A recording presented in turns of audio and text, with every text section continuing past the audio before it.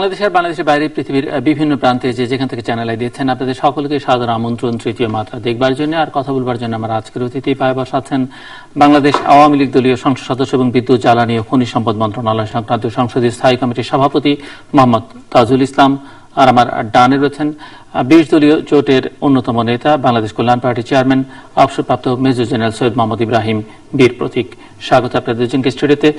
Mister Mohammad Tajul Islam, অতি সম্প্রতি বিশ্বব্যাংকের মতে বিবেচনা অনুযায়ী বাংলাদেশ নিম্ন মধ্যম আয়ের দেশে উন্নীত হয়েছে, অনেক আগে অবশ্য হয়েছে, এবং আমার প্রশ্ন হচ্ছে যে এই নিম্ন মধ্যম আয়ের দেশে উন্নীত হওয়া নিশ্চয়ই এটি সম্মানজনক এবং একটি অগ্রগতি, কিন্তু এর সঙ্গে তাল মিলিয়ে আসলে কি বাংলাদেশ একটি রাজনৈতিকভাবে, অর্থনৈতিকভাবে, সামাজিকভাবে নিম্ন মধ্যম মানের দেশে পরিণত হতে পারছে কিনা?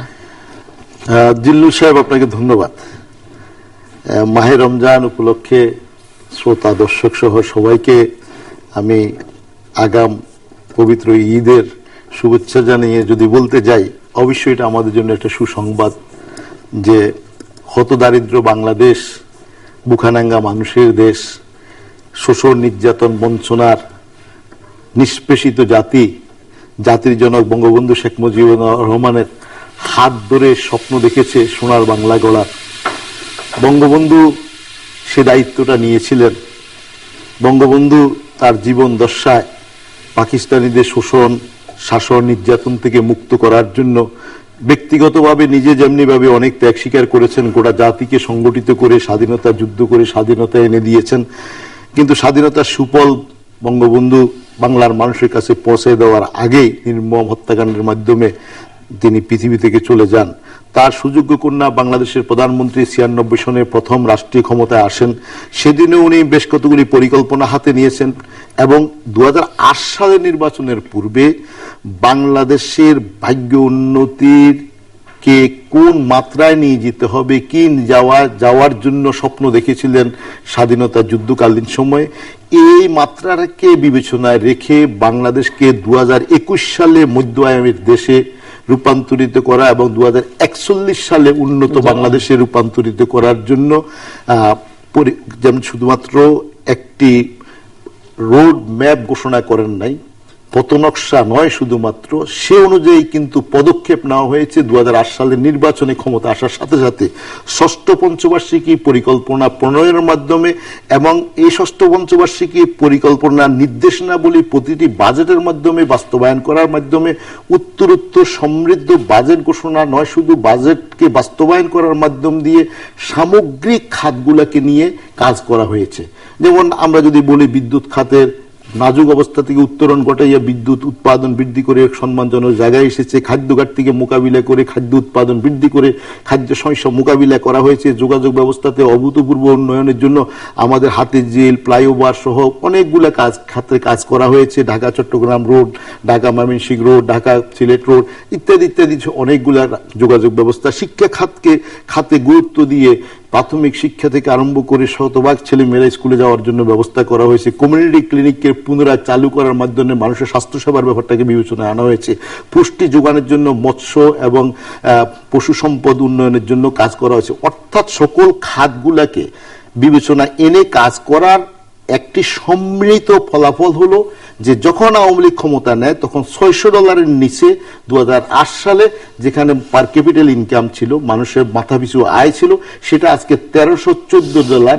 BBIS এর ব্যুরো অফ স্ট্যাটিস্টিক্সের আপনার পরিসংখ্যান অনুযায়ী $1314 এবং বিশ্বব্যাংকের রেওয়াজ অনুযায়ী তারা 1 জুলাই সারা পৃথিবীতে যে সমস্ত দেশগুলা তাদের মাপকাঠি অর্জন করতে সক্ষম হয় তাদেরকে নিম্ন মধ্য আয়ের দেশ হিসাবে ঘোষণা করেন এবং বাংলাদেশ সেই সুযোগ সেই রকম একটি ঘোষণা বাংলাদেশের জন্য এসেছে, কারণ বাংলাদেশ তাদের সেই মাত্রা অর্জন করতে সক্ষম হয়েছে।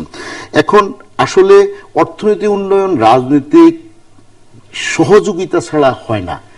তো তাইলে এখন আমাদের এখানে বিভিন্ন বিতর্ক আছে, মার্কিন যুক্তরাষ্ট্র রাজনীতিক বিভিন্ন বিষয় নিয়ে বিতর্ক আছে, আপনার ব্রিটেনেও বিতর্ক আছে, ভারতে বিতর্ক আছে, পাকিস্তানে আছে, সিঙ্গাপুরে আছে, মালয়েশিয়া আছে। কতটুকু রাজনীতিকে আপনি বিবেচনা রেখেছেন, কতটুকু অর্থনীতিকে বিবেচনা রেখেছেন, এবং এই রকম রাজনীতি এবং অর্থনীতি দুইটাকে সম্মিলিত প্রচেষ্টার মাধ্যমে জনমানুষের আশা আকাঙ্ক্ষা পূর্ণের জন্য কাজ করা।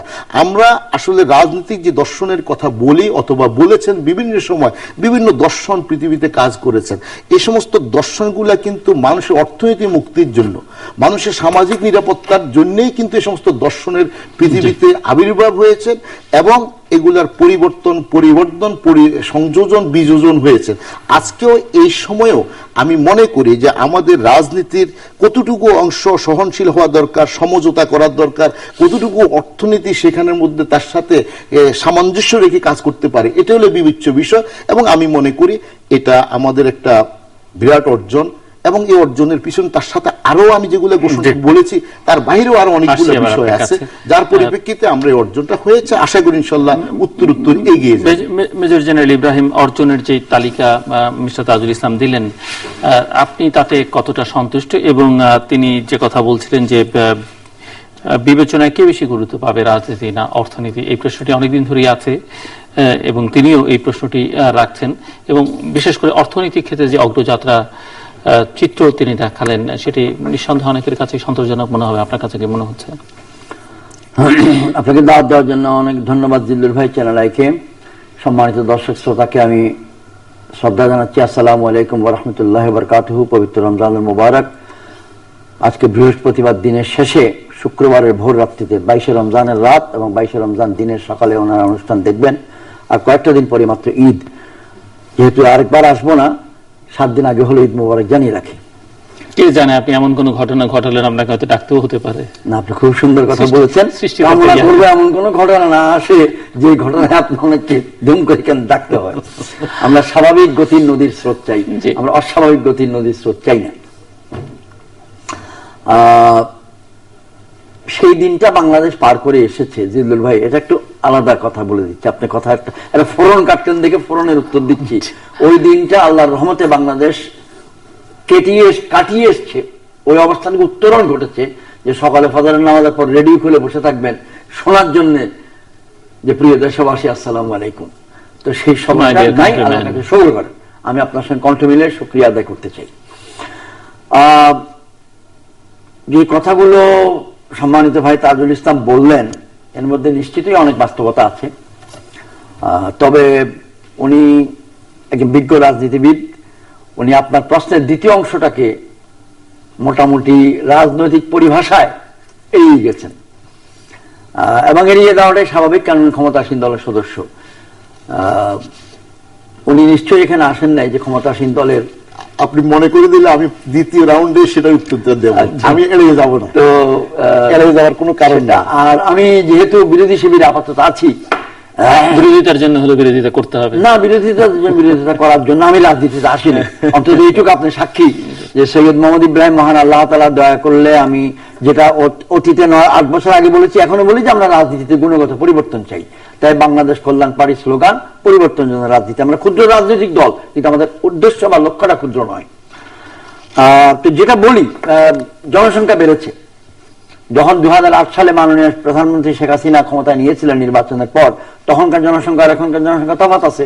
তখনকার টেলিভিশন চ্যানেলের সংখ্যা আর এখনকার সংখ্যায় তফাৎ আছে। তখনকার ব্যাংকের সংখ্যা আর এখনকার ব্যাংকের সংখ্যা তফাৎ আছে। অতএব পার ক্যাপিটা ইনকাম তখন যদি কম থাকে, এখন বেড়েছে। এর মধ্যে পরিশ্রম গিয়েছে, সরকারের কাজ উন্নয়নশীল কর্মকাণ্ডে নেতৃত্ব দেওয়া সরকার দিয়েছেন। তার জন্য আমি মাননীয় শেখ হাসিনা সরকারকে যতটুকু একজন নাগরিক হিসাবে ধন্যবাদ দেওয়া উচিত ততটুকুই দিতে চাই। এবং ভাই যদি আজকে জ্বালানি সংক্রান্ত মন্ত্রণালয়, জ্বালানি না ভাইয়া, জ্বালানি সংক্রান্ত মন্ত্রণালয়ের সংসদীয় কমিটির চেয়ারম্যান না হয়ে শিক্ষা মন্ত্রণালয় সংক্রান্ত হইতেন, তাহলে কিন্তু আমার ওয়াদা রক্ষার জন্য বলতাম, অন্তত 60টা বাচ্চা আমার কাছে মেসেজ দিচ্ছে, আইসা দেখা করছে যে কোন জায়গায় একটু বলেন আমরা যেন উদ্ধার পাই। কারণ আমরা এই যে শব্দটা ব্যবহার করেছেন জনাব মাননীয় শিক্ষামন্ত্রী নাহিদ সাহেব, উন্নয়নের বেদনা, পেইনস অফ ডেভেলপমেন্ট করতে গেলে এই বাচ্চাগুলোর উপর দিয়ে সেটা যাচ্ছে। ওরা এটা সহ্য করার জন্য এখনো বয়স এবং ক্ষমতা পায় নাই। আমি একদিকে চাই যে ডিজিটালাইজ হোক, একদিকে চাই সুন্দর পদ্ধতিতে ভর্তি প্রক্রিয়া হোক, আবার অপরদিকে চাই এরা যেন ক্ষতিগ্রস্ত না হয়। তো আমি যেহেতু বাচ্চাদের কাছে ওয়াদাবদ্ধ, আমি কথাটা এখানে তুললাম যে মেহরবানি করে উদার হয়ে পুরো জুলাই মাসটা দিয়ে বাচ্চাদের সমস্যাটা সমাধান করে দেবেন। কারণ অনেক বাচ্চা, উদাহরণস্বরূপ আদমজি ক্যান্টনমেন্ট কলেজ আর Adamjee high school, cantonment high school 50 মিটারের মধ্যে দুইটা বিল্ডিং। ওই 50 মিটার দূরের স্কুলের এসএসসি পাস বাচ্চারা 50 মিটার দূরের কলেজের মধ্যে ঢুকতে পারতেছে না, ওই পদ্ধতির ইয়েতে, ত্রুটিপূর্ণ পদ্ধতিটা। তো আশা করি উন্নতি হবে। এখন এটাও তো একটা পদক্ষেপ ভালো, আমি খারাপ বলতে চাই না, আমি বলতে চাই ভালো, সাহস করেছেন উনি। যেটা বলা প্রয়োজন সেটা হচ্ছে যে আমাদের যেখানে যেখানে আমাদের ত্রুটিগুলো আমরা রয়ে গেছি, বঙ্গবন্ধুর আমলটা সোনার আমল ছিল না। ইসলামের সোনালী যুগের খোলাফায়ে রাশেদার আমলকে যেমন আমরা সোনালী যুগ বলি, বঙ্গবন্ধুর আমলকে আমরা সোনালী আমল বলতে পারবো না।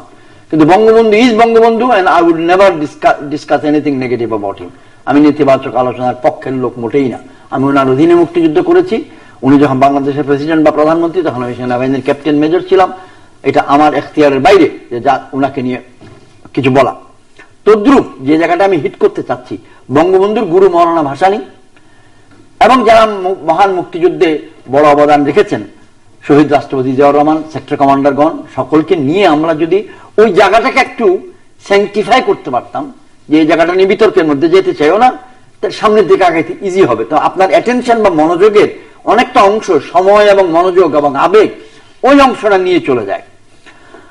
আমি চাকরিরত অবস্থাতেও বলতাম বঙ্গবন্ধু শেখ মুজিবুর রহমান এবং শহীদ রাষ্ট্রপতি জিয়াউর রহমান, এখনো বলি তাই। বাংলাদেশ কল্যাণ পার্টির অফিসে একটা ছবিতে মাঝখানে বঙ্গবন্ধু, দুই পাশে মৌলানা ভাসানী এবং শহীদ রাষ্ট্রপতি জিয়াউর রহমান। এই চেতনাটা আনা প্রয়োজন বলে আমি মনে করি। ওনারা মরহুম, ওনাদেরকে নিয়ে আমরা বিতর্ক জুড়ে এত দেশটাকে আগাইতে পারবো না। সম্মান করলে, 3-4 দিন আগে আমি লেকশোর হোটেলে বিকল্প ধারার ইফতার পার্টিতে গিয়েছিলাম, সেখানে সুন্দর একটা কথা লেখা আছে, বি চৌধুরী সাহেবের কথা, সম্মানীয় শ্রদ্ধেয় ব্যক্তি। সম্মান জানালে কেউ ছোট হয় না, হিংসা করলে কেউ বড় হয় না। আমি এটা আমাদের তরুণ প্রজন্মের নিকট আবেদনটা রাখতে চাই, এবং এটা আমাদের জন্য প্রযোজ্য, এটা মাননীয় শেখ হাসিনার জন্য প্রযোজ্য, মাননীয় শেখ খালেদা জিয়ার জন্য প্রযোজ্য, এটা তাজুল ভাইয়ের জন্য প্রযোজ্য, আমার জন্য প্রযোজ্য। এটা আমরা একটা দৃষ্টান্ত রাখতে চাই। তো আপনি যে জায়গাটা বলেছেন যে উন্নতি বাংলাদেশে হয়েছে কিনা, আমার বাড়ি হাটাদারিতে গেলেও দেখব উন্নতি হয়েছে। 6 বছর লাগুক, 7 বছর লাগুক, 4 লেন হওয়ার যে প্রকল্প বেশ কিছুটা আগাইছে। ঢাকা চট্টগ্রাম 4 লেন প্রকল্প বেশ কিছু আগাইছে। ঢাকা ময়মনসিংহ প্রকল্প গত বছরের ঈদের তুলনায় এবছর ঈদে একটু উন্নতি বেশি হয়েছে। 14 মাইল জায়গায় ঝামেলা আছে, বাকিটা উন্নতি হয়েছে। ঢাকা চিটাগং রোড 25% এখনো বাকি রয়েছে, 75% মোটামুটি হয়ে গেছে। বিদ্যুৎ সংক্রান্ত উনি আছেন, বিদ্যুতের এখন পর্যন্ত গ্রামাঞ্চলে লোডশেডিং হচ্ছে, এটাও সত্য। বিদ্যুতের উৎপাদন বেড়েছে, এটাও সত্য। কনজামশনে বেড়েছে, এটাও সত্য। মানুষের চাহিদাও বেড়েছে, এটাও সত্য। সুতরাং আমাদেরকে মনে রাখতে হবে যে আপেক্ষিক দৃষ্টিতে কোন জায়গায় আমরা দাঁড়াইলাম। তো যেই সরকারই থাকুক না কেন, যদি ওনারা পরিশ্রম করেন তাহলে দেশ আগায় যাবে। তো বর্তমান সরকার গত বৈধভাবে হোক বা অবৈধভাবে হোক বা জোরাজুরি করে হোক, যেমনি হোক, অন্তত গত 1.5 বছর তো আমি ওনাদেরকে বৈধতা দিতে রাজি না, কিন্তু বাস্তবতার নিরিখে মেনে নিতে রাজি। সেটা মাননীয় প্রধান বিচারপতির ভাষাকে উদ্ধৃতি করে আমি বলতেছি যে নেসেসিটি স্যাংটিফাইজ এ রিয়ালিটি, বাস্তবতাই প্রয়োজনকে বৈধতা দেয়। এটা মাননীয় প্রধান বিচারপতি এবিএম খায়রুল হকের কথা, এবং তিনি ধার করেছেন 1000 বছরের পুরনো গ্রিক আইন থেকে। সেটা তিনি দিয়েছেন 2011 সালের মে মাসের 10 তারিখ যে রায় দিয়েছেন, সেই রায়ের মধ্যে এই কথার উল্লেখ করা আছে। তো আমি বলতে চাই যে উন্নতি যতটুকু হয়েছে তার জন্য ধন্যবাদ। আরো উন্নতি কেমনে করা যায়, এটি তো আমাদের সামনে একটা বড় প্রশ্ন। তাহলে সেই বড় প্রশ্নের জন্য রাজনৈতিক সমঝোতা আনতেই হবে, যার দিকে উনি ইঙ্গিত দিচ্ছিলেন, একটুখানি ইশারা দিচ্ছিলেন। সহযোগিতা লাগে। সেই সহযোগিতা মানে কার কার কাছ থেকে লাগবে? সহযোগিতা লাগবে আপনার কাছে আমলাতন্ত্রের কাছ থেকে, সহযোগিতা লাগবে আপনার কাছে সেনাবাহিনী, বিডিআর, আইন শৃঙ্খলা রক্ষাকারী বাহিনীর কাছ থেকে, সহযোগিতা লাগবে আপনার রাজনৈতিক প্রতিপক্ষের কাছ থেকে, সহযোগিতা লাগবে আপনার রাজনৈতিক সহকর্মীদের কাছ থেকে। তো সেখানে আওয়ামী লীগ সভানেত্রী মাননীয় শেখ হাসিনা বেশ কয়েকটা জায়গায় পরিপক্কতার পরিচয় দিয়েছেন। গতবারের ক্যাবিনেটকে সম্মানিত জনাব আব্দুল গফফার চৌধুরী সাহেব, যিনি এই মুহূর্তে অনেক লোকের মনে কষ্ট দিয়েছেন, অন্তত পক্ষে 16 কোটির মধ্যে 12 কোটির মনে কষ্ট দিয়েছেন, বিধায় আমি প্রতিবাদ জানাচ্ছি। কিন্তু তিনি এখন থেকে 7 বছর আগে বলেছিলেন যে কচিকাতার মেলা ক্যাবিনেটকে দেখে। এবার আর কিন্তু এই কথা বলার মতো কোনো স্কোপ তিনি রাখেন নাই। এটা একটা অগ্রগতি। উনি উনার দলের ভিতরেই পরিপক্ক অংশকে সহযোগিতা দেওয়ার জন্য সুযোগ করে দিয়েছেন। আমি এটা বলবো। ঠিক তদ্রুপ উনি যদি বাংলাদেশের রাজনৈতিক অঙ্গনের মেধাবী অংশ, দেশপ্রেমিক অংশ, আগ্রহী অংশ, জনসমর্থনে পুষ্ট ওই অংশের সহযোগিতা পাওয়ার জন্য সুযোগ সৃষ্টি করতেন, তাহলে আমি মনে করি বাংলাদেশ আর একটু বেশি আগাইত। একই সঙ্গে বিএনপি এবং আওয়ামী লীগ 14 দল বা 20 দল ক্ষমতায় থাকতে পারবে না, এটাই বাস্তবতা এবং এটা মেনে নেওয়াটাই শ্রেয়। যে কোনো বুদ্ধিমান লোক এটাই মেনে নেবে। সুতরাং একজন যদি ক্ষমতায় না থাকে আরেকজন যেন বিরোধী দলে থাকতে পারে। বর্তমান প্রধানমন্ত্রী যেভাবে রাজনীতিটা তিনি এগিয়ে নিচ্ছেন, যে লক্ষণ আমরা দেখছি, তাতে সেটি অসম্ভব ছিল না তো। কারণ জাতীয় সংসদে বিরোধী দল যারা এখন আছে তারা তো একসঙ্গে আছে, সরকারের সঙ্গে আছে। সো বিএনপি বা 20 দলীয় জোটও যদি পার্লামেন্টে থাকতো এবং প্রধানমন্ত্রী এতটা উদার তো আমরা দেখতে পাচ্ছি, সেখানে যদি বিএনপি সেইভাবে থাকতে চাইতো বা আপনারা থাকতে চাইতেন, প্রধানমন্ত্রী নিশ্চয়ই অ্যাকোমোডেট করতেন। তো আমি ওই বর্তমান পার্লামেন্টের বিরোধী দলের জাতীয় পার্টির অন্যতম ব্যক্তিত্ব জনাব জিএম কাদের সাহেবের ভাষাটা ভার করে বলতে চাই যে এরকম ভাবে বিরোধী দল সাংবিধানিকভাবে পৃথিবীর কোথাও হয় নাই, বাংলাদেশ একটা নজির সৃষ্টি করেছে। আর আমি জিএম কাদের সাহেবের মতো সাবেক মন্ত্রীও নই, অনেক বড় গুরুত্বপূর্ণ ব্যক্তিও নই। আমার ভাষায় এটা হলো ঘরের মধ্যে পুষিত বিড়ালের মতো, ঘর জামাইয়ের মতো একটা জামাই। এবং আমার দ্বিতীয় ভাষা এটা সুজাতা সিং এর বিরোধী দল, এটা বাংলাদেশের মানুষ কর্তৃক নির্বাচিত না। কিন্তু আমি কি আমার বক্তব্য শেষ করতে আপনার প্রশ্নের উত্তরের কাছাকাছি যেতে পেরেছি কিনা জানি না, পরবর্তীতে বলবেন, সুযোগ থাকবে আপনার জন্য। না ইব্রাহিম সাহেব, আমি জানি না আপনি যেটা দিয়ে আরম্ভ করেছেন, তো আমি ওইটার থেকে আসলে আমার মনে হয় ওই এরিয়াতে আমার মনে হয় এখন আর আমরা নাই। আমরা যে নিম্ন মধ্যবিত্ত আয়ের দেশ, মধ্যবিত্ত আয়ের দেশ, ধন্যবাদ জানাতে চাচ্ছি যে না মানে আমরা ওই জায়গা থেকে বের হয়ে গেছি আর কি। তো আপনার ক্যাম্পাসটা অনেক বড় হয়ে গেছে। তো এখানে ফেইন অফ ডেভেলপমেন্ট বলেছেন আমাদের শিক্ষামন্ত্রী। আসলে যে কোনো আরম্ভে পারফেক্টলি পারফর্ম করবে না, এটাই বাস্তবতা। আমরা যখন নাকি একটা অফিসে একটা সফটওয়্যার ইনস্টল করি, তো সেই সফটওয়্যারটা তাৎক্ষণিকভাবে আমাদেরকে কিন্তু কাঙ্ক্ষিত ফলাফল দেয় না। এটার জন্য আমাদেরকে একটু সময় নিয়ে একটু ভুলভ্রান্তি, ভুল ফিগার আমাদেরকে দেয়। অফিসে হয়তো কোম্পানির প্রফিট হয়েছে 2 কোটি টাকা, সেখানে হয়তো 21 কোটি টাকা দেখাই দিল। সফটওয়্যার থেকে এরকম তথ্য আসে। এরপরে এটা ধৈর্য ধরে আমরা কয়েকদিন এক্সারসাইজ করার পর দিয়ে এরপরে ফ্যান্টাস্টিক ফলাফল আমরা পাই। শিক্ষা ব্যবস্থা তো এরকম ভর্তির যে হয়রানি, যে দুর্নীতি, যে আপনার সমস্যা, এগুলোর থেকে বের করে এনে সামগ্রিক ছাত্রদেরকে, অভিভাবকদেরকে কষ্টমুক্ত করার জন্য যে নতুন ব্যবস্থাপনা প্রতিষ্ঠিত করা হয়েছে, তাতে করে কিছুটা আপনার অসামঞ্জস্য, কিছুটা কেউ কেউ কোথাও কোথাও তাদের কাঙ্ক্ষিত আপনার সাপোর্ট পায় নাই হয়তো। তো এটাকে আমার মনে হয় এটা নিয়ে আমরা আলোচনা করতে পারি, বাট বাস্তবতাটা হলো এটা আপনার পারফেকশনের জন্য একটা সময় আপনার লাগবে। তো এটা আপনি পাবেন আমি বিশ্বাস করি আর কি। আর এখানে আরেকটা বিষয় খুব স্পেসিফাইডলি যদি বলি, আমি যথাযোগ্য মর্যাদার দেওয়াটা সুযোগ আছে, কিন্তু প্রাপ্য নয় এমন মর্যাদা যদি কেউ চায়, তো সেখানেই তখন সংঘর্ষ হয়, সংঘাত হয়, সেখানেই তখন বিতর্ক। এবং আপনি যাহা করেন নাই তাহা দাবি করবেন, আর যাহা আপনি করেছেন তার স্বীকৃতি পাবেন না, তো তাহলে সেখানেই হলো সমস্যা। আমরা লক্ষ্য করেছি যে আমাদের দেশের এই যেমন আমি যদি বলি, পার্বত্য চট্টগ্রাম যখন শান্তি চুক্তি করা হলো, তখন কিন্তু আমাদের বিরোধী দল তখন বেগম জিয়ার নেতৃত্বে লং মার্চ করলেন, বললেন যে ফেনী পর্যন্ত ভারত হয়ে গেছে। তো এটা হলো যে একটা বিশাল অর্জন, কিন্তু একটা দুম্রজাল সৃষ্টির মাধ্যমে গোটা জাতিকে বিভ্রান্ত করা হয়েছে। আমরা যখন সমুদ্র সীমানার এত বিশাল অর্জনের পরে গোটা জাতি যে একটা খুশি হবে, সেই খুশিটি হয়ে যে মানুষ আরো অধিক মাত্রায় কর্মক্ষম হয়ে আরো অবদান রাখবে দেশগাটি মানুষের জন্য, দেশের জন্য আস্থাশীল হবে, এই সুযোগটা না দেওয়ার জন্য তখন কিছু বিভ্রান্তিমূলক কথা নিয়ে আসা হয়। যখন বিদ্যুতের সমস্যা সমাধান হয়, তো তখন গ্রামগঞ্জে আমাদের বিদ্যুৎ ছিল না, আমরা বিদ্যুৎ দিচ্ছি, তো সেখানে কিছুটা লোডশেডিং এখন আছে। কিন্তু একটা জিনিস আমরা একটু জিল্লুর সাহেব নিশ্চয় স্বীকার করতে হবে, এই ঢাকা শহরের আজকের যেখানে আমরা বসে আছি, এখানে কখনো 1 ঘন্টা আমরা কিন্তু এক নাগারে কন্টিনিউয়াস বিদ্যুৎ কিন্তু আমরা পাওয়াটা একটা স্বপ্নের ব্যাপার ছিল। তো সে অবস্থা থেকে আমাদের উত্তরণ হয়েছে, আমরা এখন সকল সমস্যার সমাধান করতে পারি নাই এবং সকল সমস্যার সমাধান হয় নাই। তো সমস্যা সমাধানের লক্ষ্যমাত্রা থাকতে পারে এবং সেটার জন্য একটা টাইম ফ্রেমও কিন্তু আপনার নির্ধারণ করা আছে, সেই সময়ের জন্য আমাদেরকে কাজ করে যাচ্ছে কিনা, এটা আমার মনে হয় আমাদের বিজ্ঞজনেরা সেটাকে আমরা অ্যাসেস করতে পারি যে what extent we are improving or not, সেখানে আমাদের মন্তব্য থাকতে পারে। কিন্তু আমার কাছে খুব বেদনাদায়ক মনে হয় যারাই ক্ষমতা থাকুক অথবা যারাই করুক না কেন, একটা ভালো কাজকে, ভালো অর্জনকে আমরা যদি একটু সেখানে যদি একটু স্বীকৃতি দিই, তাইলে ওই যারাই করুক না কেন তারা একটু উৎসাহিত হবে ভালো কাজটা করার জন্য।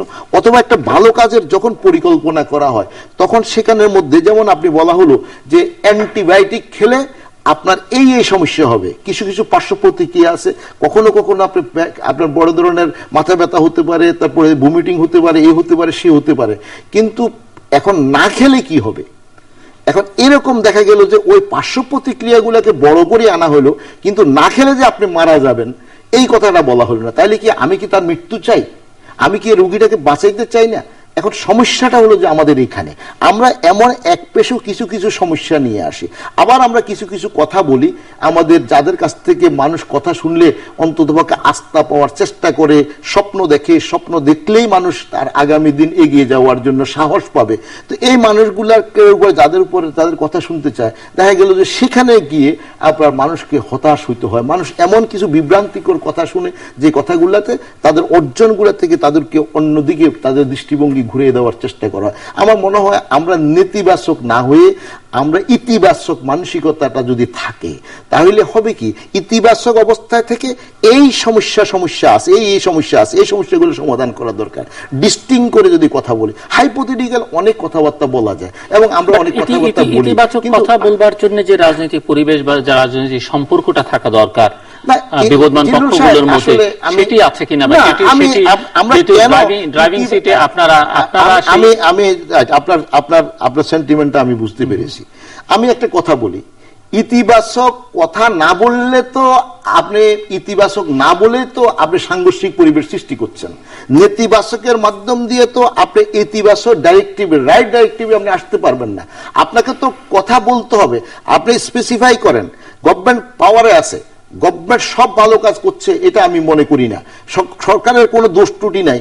কিন্তু সরকার যে সমস্ত আমরা দেখেছি সরকার যেখানে ভুল করছে অথবা অনিচ্ছাকৃত কোনো সমস্যা হচ্ছে সেটা নিয়ে কম কথা বলা হয়, বরঞ্চ যতগুলো অর্জন আছে সে অর্জনগুলোর বিরুদ্ধে কথা বলা হয়। অথবা আগামী দিন যে অর্জনটা দরকার আমাদের জন্য, যেমন আমি যদি আপনাকে একটা কথা বলি, আজকের বাংলাদেশে যদি সত্য কথা বলি, আমি জানি না হয়তো এই জন্য আমাকে হয়তো কোনো বিতর্কেরও মোকাবিলা করতে হইতে পারে, আপনারাও কেউ হয়তো পছন্দ করবেন না, কিন্তু আজকে যদি আপনি একটি বিমানবন্দর করা আরম্ভ না করেন, যখন আমার অর্থনীতি যে মাত্রা যাবে আগামী 5-7 বছর 10 বছর পরে, সে মাত্রা দেশকে সার্ভিস দেওয়ার জন্য আপনার this airport is not competent one.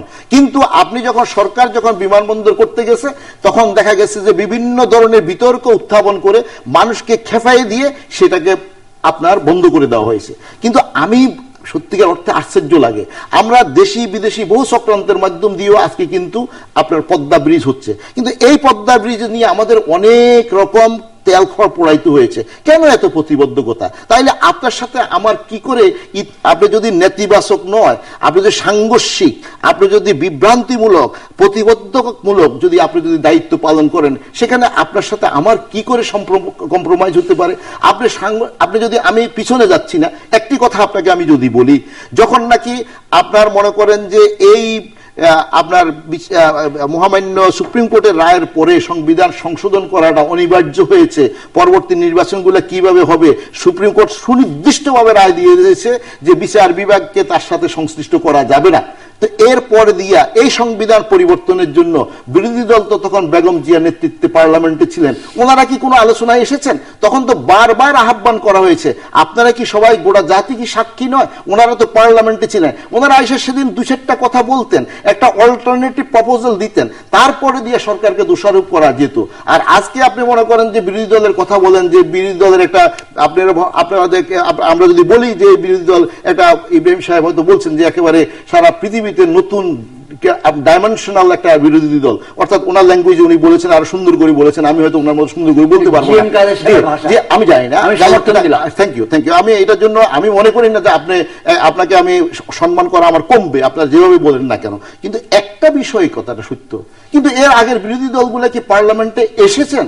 আজকে তো তারা যদি মনে করেন যে আপনার রাইট রোল প্লে যদি মনে করেন পুরা মাত্রা নাও করেন, তারপরে তো ওনারা প্লে করছেন, দেয়ার ইজ এ অপোজিশন, কিন্তু এরপরে আগের তো বিরোধী দলরা পার্লামেন্টে আসেন নাই। সরকারের যে সমস্ত মনে করেন যে ইনোভেটিভ আইডিয়াগুলা ওনাদের ক্রিটিসিজমের মাধ্যম দিয়ে ডেভেলপ হওয়ার কথা ছিল, কিন্তু সেই সুযোগটা কি সরকারকে দেওয়া হয়েছে? তো অতএব আমরা কথা বলতে পারি, এবং রেসপেক্টের কথা আবারও আমি পুনরুল্লেখ করব, ডিউ রেসপেক্ট ডিজার্ভ করেন, কিন্তু ডিউর বেশি যদি চান অথবা কাউকে যদি আপনি যদি অসম্মানিত করে আপনাকে সম্মানিত করার চেষ্টা করেন, এটা অত্যন্ত দুঃখজনক, বেদনাদায়ক, গোটা জাতিকে ক্ষতিগ্রস্ত করা, বিভক্ত করা, সাংঘর্ষিক একটা পরিবেশ সৃষ্টি করা, এটা কোনোদিনও দেশপ্রেমী মানুষের কাম্য হতে পারে না। বাংলাদেশ সেনাবাহিনীর অন্যতম গুরুত্বপূর্ণ সেনানিবাসের নাম ঢাকা সেনানিবাস। সেখানে গত 5-7 বছরে, গত 3 বছর 3.5 বছরে প্রচুর কোটি, শত শত কোটি টাকা ইনভেস্ট হয়েছে, এবং ভালোর জন্য।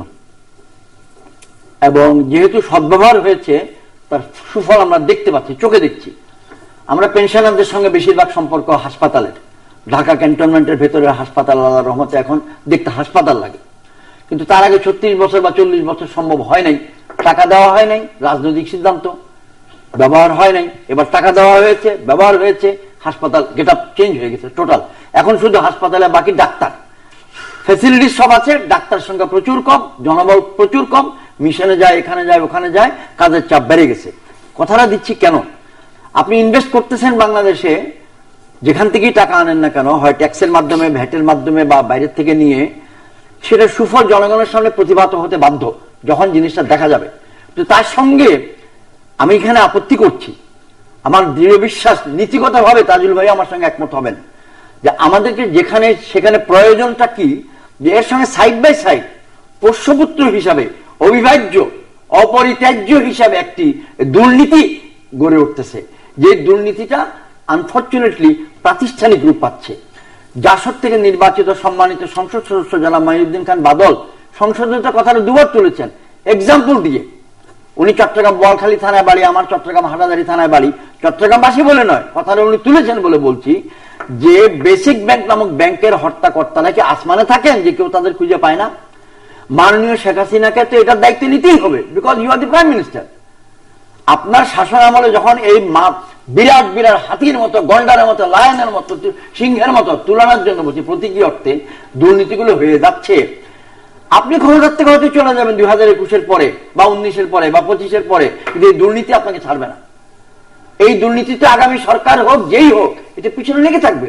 আমি যদি মাননীয় শেখ হাসিনাকে এটা বলি, যে মাননীয় শেখ হাসিনা, আমি আপনার শুভাকাঙ্ক্ষী হিসাবে বলতে চাই, যে আপনি থাকতে থাকতে এটা ফয়সালা করেন, তাহলে অন্যের হাতে বলটা যায় না, অন্যের কোর্টে বলটা যায় না, আপনার হাতে বলটা থাকতেই আপনি এটাকে প্লে করেন।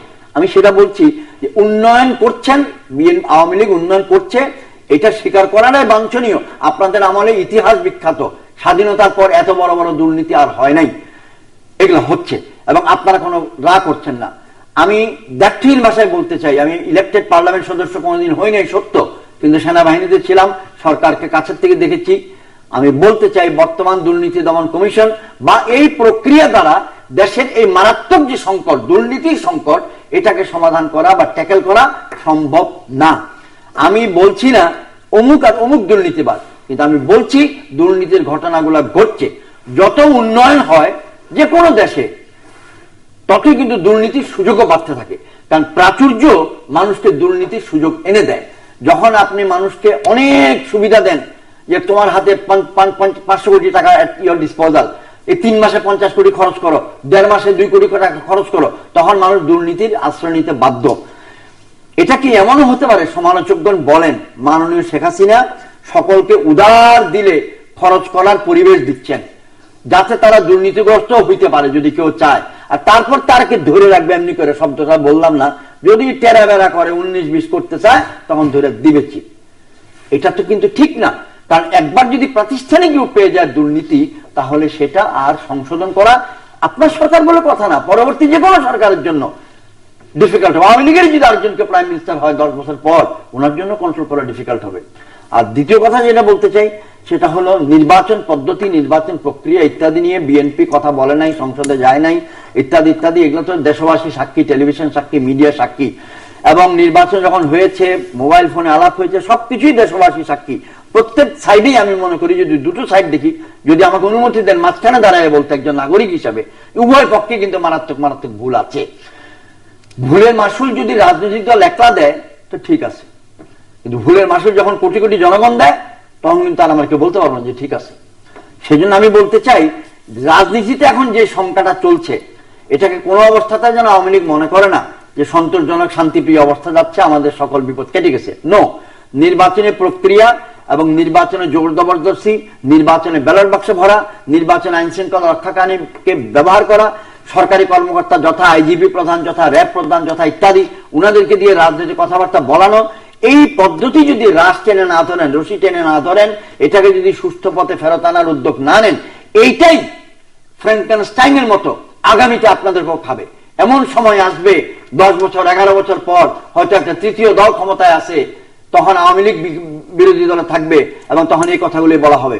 আমি আমার এই কিস্তির বক্তব্যটা এটা বলে শেষ করতে চাই যে আওয়ামী লীগ বাংলাদেশ শাসন করেছে 72-75-এ, আওয়ামী লীগ বাংলাদেশ শাসন করেছে 96-2001-এ, এবং এরপরে তো 7.5 বছর যাবৎ আর প্রায় 8 বছর যাবৎ করেই যাচ্ছেন। একটা দল দেশ শাসন করতে গিয়ে অনেক কিছু শিখে, ভালো, এবং সেটি আমরা কামনা করি। কিন্তু বিরোধী দলে থাকলেও তো মানুষ শিখে, তো বিরোধী দলের আচার আচরণে কি হবে, সরকারি দলের আচার আচরণে কি হবে, এগুলো মানুষ পিছনের দিকে তাকাইয়া শিখতে চেষ্টা করে। পার্লামেন্ট বয়কট করাটা আমি সমর্থন করি না, কিন্তু করার রেওয়াজটা কে চালু করেছিলেন? হরতাল দেওয়াটা আমি সমর্থন করছি না, কিন্তু রেওয়াজটা কে চালু করেছিলেন? এটা নিয়ে আমি আর তাজুল ভাই, জিল্লুল ভাই আমরা 2 ঘন্টা এখানে বিতর্ক করতে পারবো, কিন্তু বিতর্ক দিয়ে কি সমাধানে যেতে পারবো? সমাধানে যেতে পারবো না। তো সৈয়দ মোহাম্মদ ইব্রাহিম 66 বছর বয়সে 7 বছর যাবৎ নতুন একটি রাজনৈতিক দল নিয়ে কষ্ট করছে কেন? আগামী দিনের প্রজন্ম বাংলাদেশ যেন সুন্দর দেশ পায়। ইসলাম জি, থ্যাংক ইউ। আর কি বলার হবে 2 মিনিট পরে দেখা যাচ্ছে। আচ্ছা ভাইয়া, থ্যাংক ইউ। আমি অ্যান্টিবায়োটিক খাওয়ার কথা বলেছি, তো অ্যান্টিবায়োটিকটা আপনি রুগীকে খাওয়াবেন, কিন্তু সুস্থ মানুষকে খাওয়াবেন না। হরতাল, অবরোধ, বয়কট করা, এগুলা কিন্তু আপনার যথাযোগ্য প্রয়োজনে ব্যবহার করতে হবে। আপনি যদি এরকম কোনো অবস্থার উদ্ভব হয় তখন আপনাকে ব্যবহার করতে হবে, এবং ব্যবহার করার জন্য সক্ষম চিকিৎসকের প্রয়োজন আছে। কোন অ্যান্টিবায়োটিকটা সিলেকশন করবেন, কখন, কোন মাত্রায় করবেন, ভুল মাত্রায় করলে রোগীর ক্ষতি হয়ে যাবে। এখন যদি আপনার বিরোধী দল যদি মনে করেন যে এভাবে পেট্রোল বোমা দিয়ে মানুষ মাইয়া একেবারে মনে করেন একসাথে আপনার 50,000 mg আপনার সিপ্রোফ্লক্সিন খাওয়াই দিবেন, তো তাইলে তো রোগী নির্ঘাত মারা যাবে। তো এখন এটা আমি ইব্রাহিম সাহেবের বক্তব্য থেকে বলি, ওনাকে ধন্যবাদ জানাই, উনি সামরিক হাসপাতালের কথা বলেছেন যে গুণগত অনেক পরিবর্তন হয়েছেন, এবং এই কারণে হয়েছেন যে অর্থ বরাদ্দ দিয়েছেন, অর্থের যোগান, সেটার ব্যবহার হয়েছে। ব্যবহার উনি কখনো কম হয়েছে এটা আমি জানি না, এটা বলেন নাই। উনি বলছেন যে আগে এরকম অর্থ দেওয়া হয়নি, কারণ সরকার অর্থ দেওয়ার মতো সঙ্গতি অর্জন করেছেন, এবং অর্থটা আহরণ করার মতন দেশের অর্থ আহরণের যে সমস্ত ক্ষেত্রগুলো আছে সেগুলোকে ওইভাবে উর্বর করতে সক্ষম হয়েছেন। তো শুধুমাত্র সামরিক হাসপাতাল নয়, আপনি গিয়ে গ্রামে দেখেন ওই কমিউনিটি ক্লিনিকের মধ্যে আগে যে আপনার মনে করেন যে সরকারি হাসপাতাল থানা লেভেলে, উপজেলা লেভেলে যেগুলো ছিল, ওগুলা তো নোভালজিন ট্যাবলেটের বেশি কিছু পাওয়া যেত না। আর এখন ওই ক্লিনিকের মধ্যে অ্যান্টিবায়োটিক ওষুধ পাওয়া যায়, এবং সেখানের মধ্যে এক ভালো চিকিৎসা হচ্ছে। সব জায়গার ইনশাল্লাহ উন্নতি হয়েছে। গত কয়েকদিন আগে আমাকে একজন বিশ্ববিদ্যালয়ের শিক্ষক আমাকে হঠাৎ করে টেলিফোন করে বললেন যে পিজি হসপিটালের এত পরিবর্তন হয়েছে, এত উন্নতি হয়েছে, আমি না গেলে আমি কখনো বিশ্বাস করতাম না। অতীতের অভিজ্ঞতাটা যা আর আজকের অভিজ্ঞতাটা আমার অনেক ভিন্ন। তো আমি আপনার গোটা জাতির কনজামশনের জন্য বলছি যে রিয়েলি পরিবর্তন হয়েছে, আমরা এই পরিবর্তনগুলো দেখা আরম্ভ করা উচিত আর কি।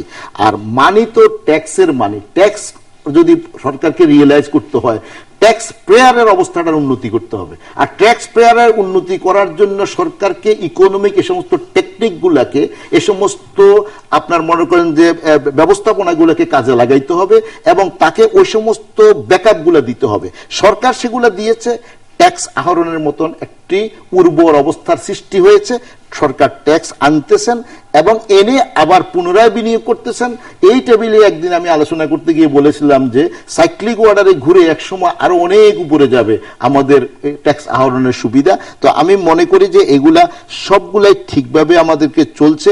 আর দায়িত্ব তো মাননীয় প্রধানমন্ত্রী নিয়েছেন, দায়িত্ব প্রধানমন্ত্রীকে আমরা শুধুমাত্র ওনার কোনো যদি কোথাও কোনো রকম কোনো অর্জনের কোনো ত্রুটি হয় শুধু এটা দায়িত্বটাই দেব, কিন্তু আমাদের এতগুলা অর্জনের দায়িত্বটা কি ওনাকে দেব না?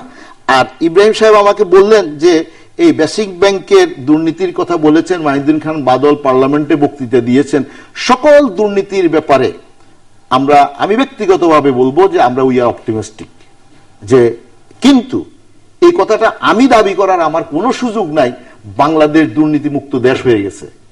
আর আপনি যদি মনে করেন যে ওভারনাইট ওভার ইয়ার আপনি দুর্নীতি মুক্ত বাংলাদেশ বানাইতে পারবেন, তাহলে কিন্তু আমি মনে করি আপনি ঠিক জায়গায় নেই, আপনাকে কিন্তু বিবেচকের দায়িত্ব পালন করছেন না।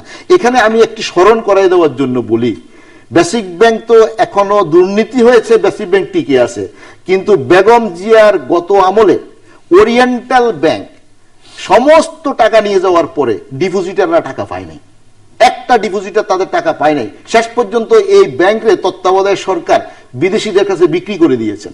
আমরা কি ভুলে গেছি? ইব্রাহিম সাহেব এটাকে বড় দেখলেন। আমি বড় না দেখার জন্য আমি বিনয়ের সহিত বলবো যে না, বড় করে দেখেন, সকল দুর্নীতিকে আমরা বড় করে দেখা দরকার, কিন্তু এর চেয়ে বড়টাকে উনি ছোট করে যখন দেখেন তখন অবশ্যই আমার কাছে, আমি শেষ করি, তো এখানে রূপালী ব্যাংক সমস্ত অর্থ বিত্ত লুট করার পরে বিদেশি যুবরাজের কাছে বিক্রি করা হয়েছে, এই খবরটা কি আমরা কি ভুলে গেছি?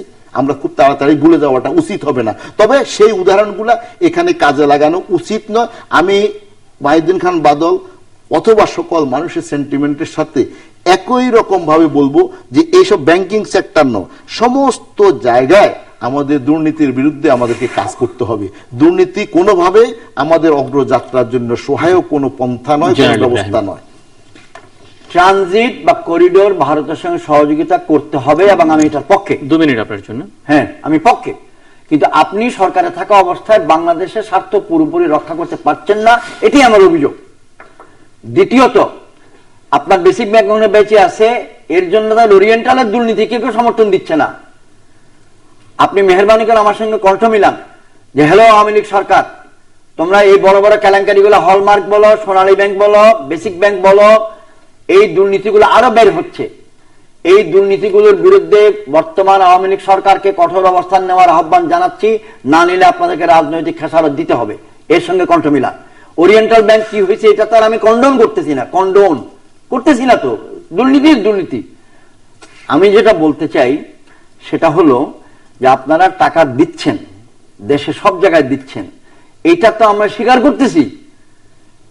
সঙ্গে আপনি মেহরবানি করে স্বীকার করেন ওখান থেকে একটা বড় অংশ পকেটে চলে যাচ্ছে এবং এই টাকা সুইস ব্যাংকে যাচ্ছে, এই টাকা কানাডার বেগমগঞ্জে যাচ্ছে, এটা কুয়ালালামপুরে যাচ্ছে। আমি শুধু এইটুকুই বলতেছি, আপনারও দেশ এটা, আমারও দেশ এটা। আর আমার তো অতিরিক্ত একটা বিশেষণ আছে, মহান আল্লাহ তাআলার দয়ায় নিজের হাতে রাইফেল দিয়ে দেশের জন্য যুদ্ধ করেছিলাম। তো চোখের সামনে যদি এই দেশটার থেকে এরকম অবস্থা দাঁড়ায় তাতে কষ্ট লাগে। এবং আওয়ামী লীগ মুক্তিযুদ্ধের নেতৃত্ব দিয়েছে, অথবা আমি আওয়ামী লীগের কাছে দাবি করতেই পারি যে আপনারা বাংলাদেশের হেফাজত অন্যের তুলনায় বেশি করতে হবে। সংক্ষেপে শেষ করব। আসলে ট্রানজিটের বিরুদ্ধে আমরা সবসময় কথা শুনেছি, করিডোরের বিরুদ্ধে কথা শুনেছি, বিদ্যুৎ আমদানি করার বিরুদ্ধে কথা শুনেছি, তারপর ভারতের সাথে আমাদের সীমান্ত চুক্তি বাস্তবায়নের বিরুদ্ধে কথা শুনেছি। বঙ্গবন্ধু যখন চুক্তি করেছিল তখন বলছে গোলামী চুক্তি করা হয়েছে, ভারতের কাছে দেশ বিক্রি করে দেওয়া হয়েছে, আমাদের বেশি ভূখণ্ড দিয়ে দেওয়া হয়েছে। এখন আমরা দেখি যে বাস্তবায়নের পর 10,000 একর জায়গা আমরা বেশি পেয়েছি ভারত থেকে। আমি খুব বিতর্কে না গিয়ে, আমি এর আগেও কোথাও বলেছি যে আমরা কি একটা বার চোখ খুলে দেখতে পাই না যে গোটা ইউরোপ এক দেশ আরেক দেশকে ট্রানজিট দিয়ে তারা সুবিধা অর্জন করছে এবং সুবিধায় আছে। আমরা বলেছি যে আমাদের এখান থেকে ভারতকে যখন নাকি ট্রানজিট দেব, আমরা সে ট্রানজিটের সুবিধা আমরাও নেব। আমরা তো সুবিধা পাচ্ছি, আপনি আমার এখান দিয়ে যাবেন, আমি আপনার ওখান দিয়ে যাব, আপনার নেপালের সাথে আমার কানেক্টিভিটি তৈরি হবে, ভুটানের সাথে আমার কানেক্টিভিটি তৈরি হবে। আমরা বিদ্যুৎ আমদানি করলে বলছে যে যদি ভারত থেকে বিদ্যুৎ আনে তাহলে করে জীবন দেব, তারপরে বিদ্যুৎ আনতে দেবো না। তারপরে দিয়ে আমরা বিদ্যুৎ আনলাম, দেখা গেল যে বিদ্যুৎ 500 মেগাওয়াট উৎপাদন করতে আমার 5,000 কোটি টাকা লাগবে বিনা বিনিয়োগে। আমি যেখানে নাকি বিদ্যুৎ উৎপাদন করি সে বিদ্যুৎ উৎপাদন করতে আমার লাগে 60 টাকা, আমি আনতেছি 5 টাকা দিয়ে। এখন এটাকে মনে করেন যে এতদিন মানুষকে বোকা বানানো গেছে, এখন আর মানুষ কিন্তু চোখের সামনে দেখতেছে যে না, এটা আসলে বোকা বানানোর বিষয় নয়। আপনি কি ইউরোপকে দেখছেন না, কানেক্টিভিটির মাধ্যমে তারা সবাই সুবিধা অর্জন করতেছে এবং আইসোলেটেড থেকে কনফাইন রেখে একটা জাতিকে কখনো লক্ষ্যমাত্রায় পৌঁছা দেওয়া যায় না। নিজের সুবিধা আদায় করা যাবে, নিজের ক্ষমতা যাওয়ার জন্য কূটকৌশল অবলম্বন করা যাবে। এগুলা আসলে কখনোই কোনোভাবে আমাদের আমাদের দেশের টাকা পয়সা বিদেশে বিভিন্ন সময় গিয়েছে, এবং আমরা ইদানিংকালে বিভিন্ন সময় শুনেছি এবং এরকম টাকা পয়সা বিভিন্ন জায়গায় গেছে, কোনো অবস্থাতে এটাকে সমর্থনযোগ্য নয়। এটার বিরুদ্ধে যদি স্পেসিফাইডলি যদি বিরোধী দলের পক্ষ থেকে, কল্যাণ পার্টির পক্ষ থেকে অথবা অন্য কোনো পার্টির পক্ষ থেকে, আমি মনে করি ওনাদের সোচ্চার কণ্ঠ এবং দায়িত্ব ওনারা পালন করলে আমি ব্যক্তিগতভাবে আমার অন্তর থেকে সমর্থন করব। কেন করব না? এই দেশ তো আমার দেশ। আমরা কি এই দেশের বুকানাঙ্গা মানুষ যখন নাকি সব মানুষ, শতকরা 80% মানুষ যখন না খেয়ে থাকতো, তখনকার কষ্টের কথা আমরা দেখেছি, আজকের অর্জনের কথা আমরা দেখেছি। আজকের এই অর্জিত অবস্থাটাকে আমরা ম্লান হতে দিতে পারি না। স্বাভাবিকভাবে আমরা এগিয়ে যেতে চাই। বাংলাদেশ আজকে স্বপ্ন দেখছে মানুষ। আমরা একটা জিনিস আমি সকল পক্ষদ্বয়ের কাছে অনুরোধ করব, আমাদের সকল অর্জনগুলাকে স্বীকার করুন, অর্জনগুলাকে স্বীকৃতি দিন এবং আমাদের ব্যর্থতাগুলাকে চিহ্নিত করুন এবং সেগুলোর জন্য কাজ করার জন্য বলুন। কিন্তু সকল অর্জনকে কালিমালেপনের মাধ্যমকে মানুষকে বিভ্রান্ত করে রাজনৈতিক সুবিধা আদায় করার যে আমাদের অতীতের কূট কৌশল, এগুলোর থেকে আমাদেরকে বের হয়ে আসার জন্য আমাদেরকে দায়িত্ব পালন করা দরকার।